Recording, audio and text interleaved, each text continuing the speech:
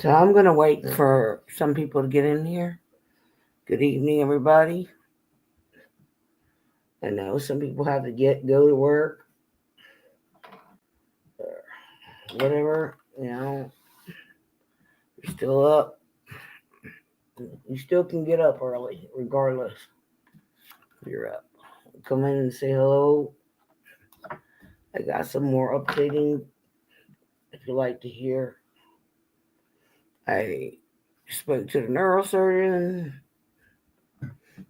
about Tom's LT Gray's MRI. Looks good. Sorry, I'm rolling some damn cigarettes for you.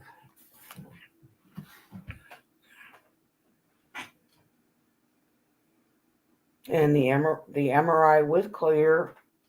What they did when I left on Wednesday. I mean Saturday. Sorry, I'm like confused because I'm going up Wednesday. I'm like really tired. So that looks good. But he told me, he said, has anybody told you what actually happened or informed you what really what happened during the surgery? I'm like, no. And he told me, the neurosurgeon said, look, when we drilled a hole and we flushed out all the blood out of his brain, flushed it, we cleaned it out, suctioned it out, but some of that fluid went into his brain and caused him to have a stroke. Affected his right side, his arm, and his leg, but he still can move his leg. But he said it, even though it affected his speech, he can get words out, but his brain will heal. It's going to be a very, very, very long process. So I just want to thank people that prayed for him and pray for me. He goes by LT Gray. His name is Tom, and he is my longtime love. Oh, so if anybody's in here, just let me know you're in here. Come in and say hello. Give me a thumbs up. I appreciate that you're here. I don't know who's watching because who knows? I don't know. Could be trolls, anybody.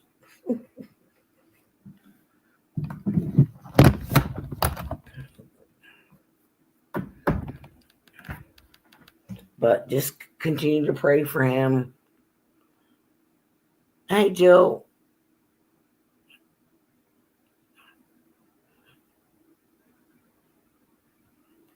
Oh, Jill, I just started. You don't have to worry, sweetie. I can repeat it if you want me to. No, the neurosurgeon called me and I spoke to him. My phone was on the charging, charging up. And my son said, Mom, it's the hospital. And it's the doctor, the neurosurgeon. So him and I sat in the living room and he was telling me like, hey Mayor, good evening. He was the neurosurgeon was telling me that what happened during the surgery is why he has no feeling on his right side of his arm. He can't, has no control. But he has part of his right leg does lift. He has control of that, but not his right arm. But he said when they drilled the hole and stuff like that, and they were cleaning it all out and putting some, like, medical water in there and flushing it in the brain. You know, they were flushing it out and they suctioned it, did what they did.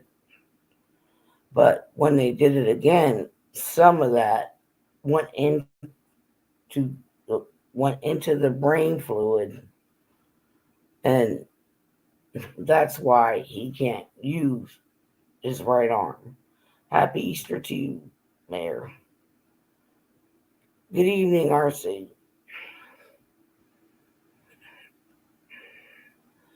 But it's a good thing that the doctor admitted it was their fault, and that's true honesty and a true neurosurgeon that admitted it was their fault. He said it usually doesn't happen at all, but sometimes it happens. Some chance when they get surgery. They drill a hole in their brain. So, but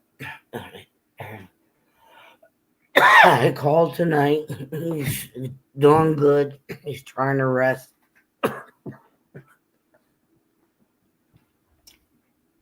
So I will be going up on Wednesday morning and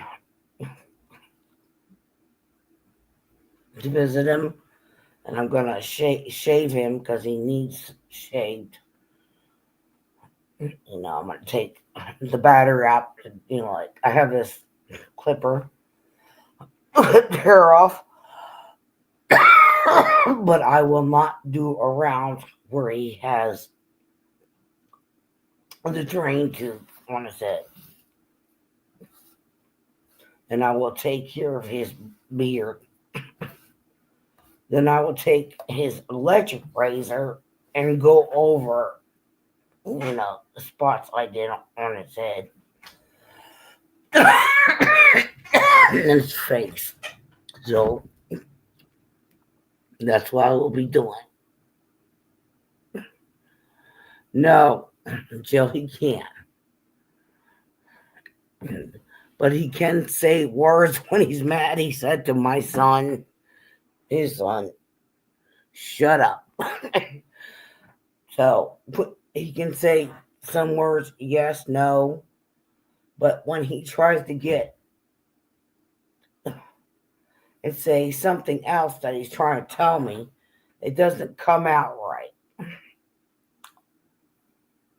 And he gets frustrated and mad.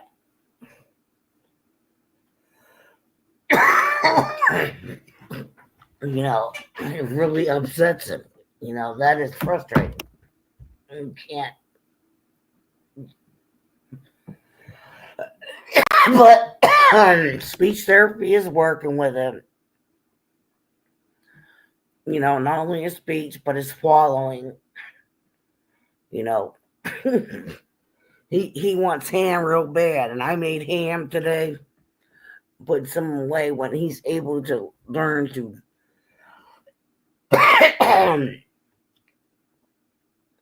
swallow real good, he can have real food.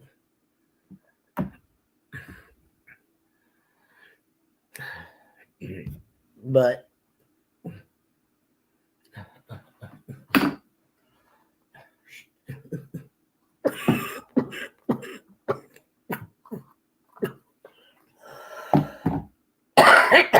sorry, I'm gonna cough.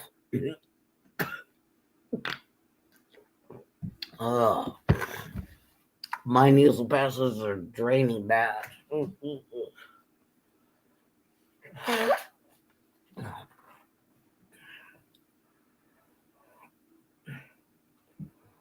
Well, it's just good, you know. I call as much as I can, check up on him.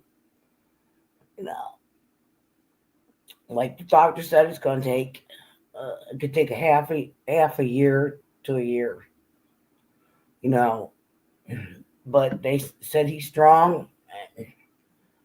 He's he's pushing himself to make progress, but so just please continue to pray break. I believe he will get better in Jesus' name.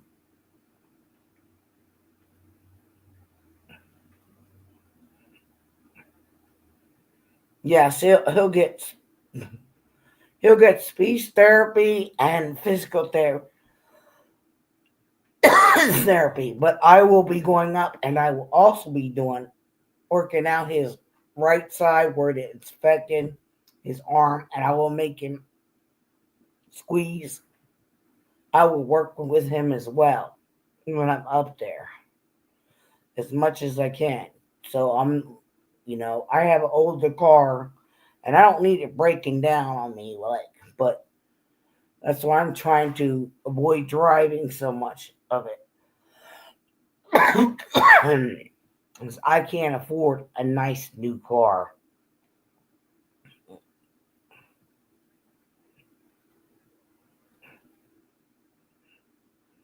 Oh, Jill, I'm grateful too. I am. And he knows I love him with all my heart and soul. And he knows it gives me some time when after he takes a step down from ICU, he'll be going to a rehabilitation center. But I have to be careful where he goes if he's going to be close to me.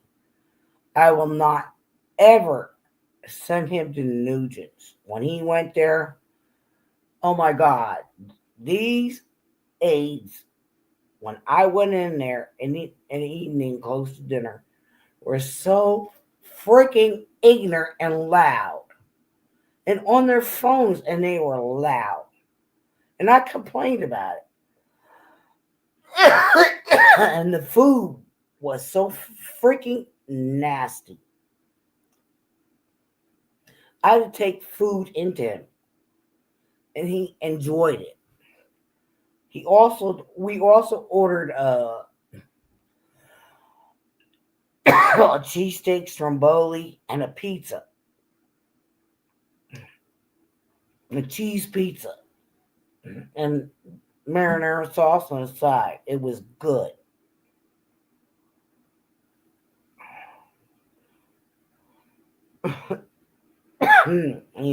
Some of these places aren't great. You gotta know which ones are good and which ones are bad.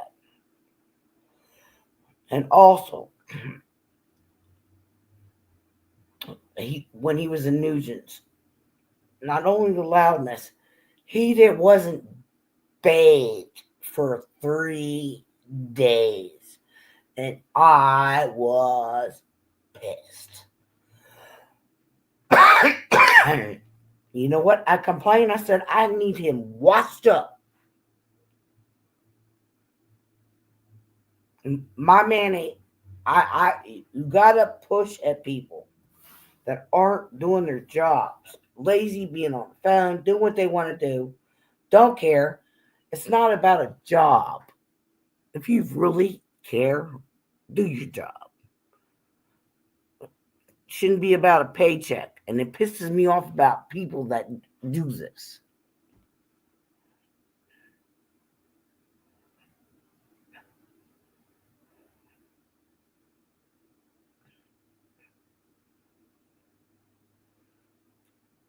Nope, Jill, that's what a caseworker is. Caseworker for that's in a hospital, and they give you a list, and I tell them where I want them to go because I am getting power of attorney over him, and I'm going to take all of his finances and make medical decisions. And the doctors are working with me, even though we are married by the eyes of God, but we are not married by the government. Do you understand what I'm saying by that? You aren't legally married. But I have to, they have a power of attorney things free that you can type up and, download and take it to a notary and get it done. But he'll have to sign it and I get it notarized. But there's no way he can sign it, even if he could just put his initials or an X. I even told him If anything happens, we need to get this done. You need to get it done. Well, it's too late now. This is what happens when somebody doesn't listen. That's another thing. When you tell them to go, they don't listen, they don't want to go to the hospital, and you talk about a power of attorney and all this stuff before, and you don't get it done, you never know what is going to happen to your loved one. Nor do they, because they're stubborn. But it's best to get it done right away. Even if you aren't legally by the government married, but you married by God. Like they did in the biblical times. They didn't have nobody. All they had was a priest. And you're married. Boom. Why can't it be like that? It can't. You can't go back in time. And that's what needs to happen.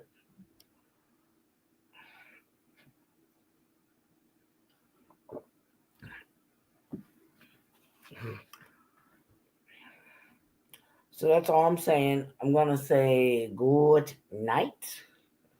Thank you, Jill. Thank you, Mayor. Um, Whoever is out there listening in the bushes, you know, give me a thumbs up, like, subscribe, and share. I'm tired. I'm exhausted. And I will continue to update on his progress. So I know he's coming back and he will play his guitar again. And it will be beautiful. And I shall record it and share with everybody. Good night.